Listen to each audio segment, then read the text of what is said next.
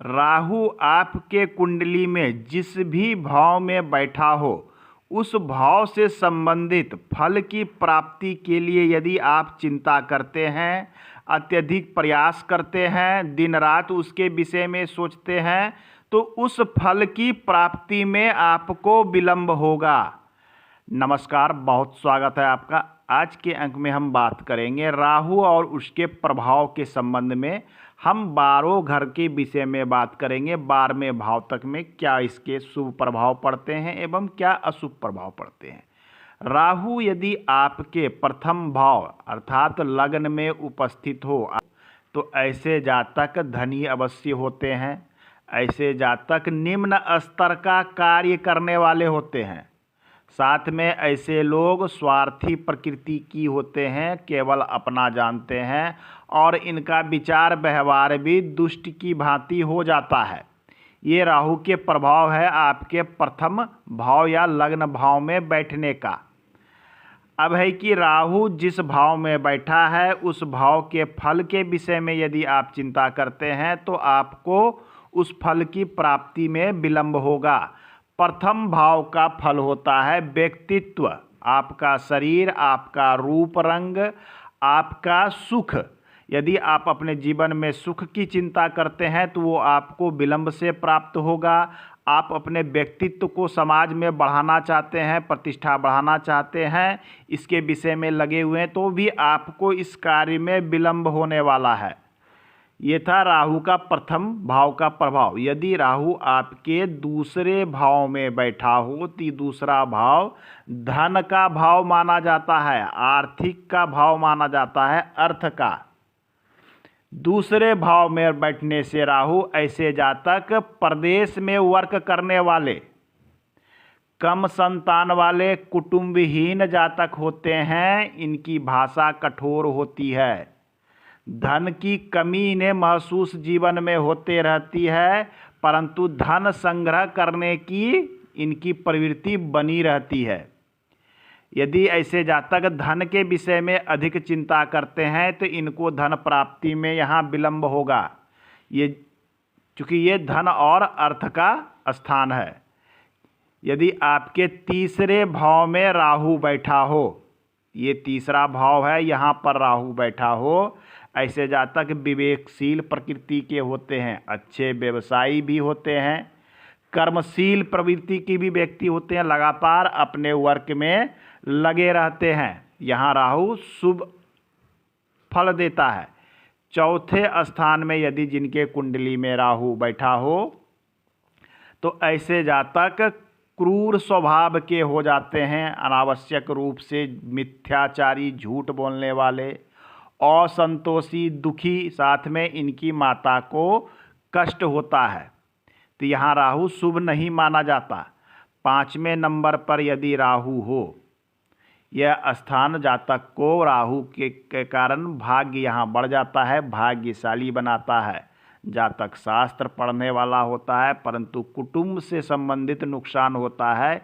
कुटुंब अर्थात इनके नज़दीकी लोगों से या तो दूरियां बन जाती है या फिर उनकी संख्या कभी कभी बहुत कम होती है। ये है राहु का प्रभाव।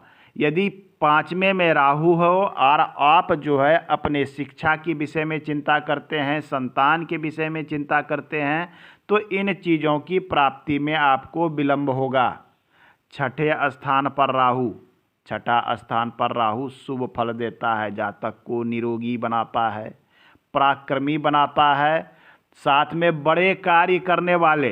यहाँ राहु जिनके कुंडली में उपस्थित हो ऐसे जातक बड़े कार्य करने वाले होते हैं। साथ में शत्रुहंता, चूँकि ये घर शत्रु का होता है, यह शत्रुओं का नाश करने वाले होते हैं, परंतु ऐसे जातक यदि दिन रात अपने शत्रुओं के विषय में सोचते रहते हैं तो इनकी शत्रुओं की संख्या बढ़ने की संभावना रहती है। 7वें घर में राहु हो, ये घर विवाह और प्रेम के संबंध में है। यदि राहु यहाँ बैठा हो तो आप विवाह से संबंध में चिंता ना करें। यदि आप अपने विवाह की चिंता करेंगे, आप अपने प्रेम की चिंता करेंगे तो ये चीज़ें आपसे दूर भागेगी, अर्थात इनकी प्राप्ति में आपको विलंब होगा। 7वें स्थान का राहु जातक को वात रोगी बनाता है, व्यापार में नुकसान कराता है, स्त्री वर्ग से कष्ट होता है और जातक को लोभी भी बना देता है। आपके 8वें भाव में यदि राहु उपस्थित हो, व्यर्थ की बात करने वाला, अनावश्यक रूप से बोलने वाला, क्रोधी प्रकृति का व्यक्ति, हालांकि ये शरीर से हष्ट पुष्ट दिखते हैं परंतु उदर रोगी होते हैं, ये कष्ट का स्थान है।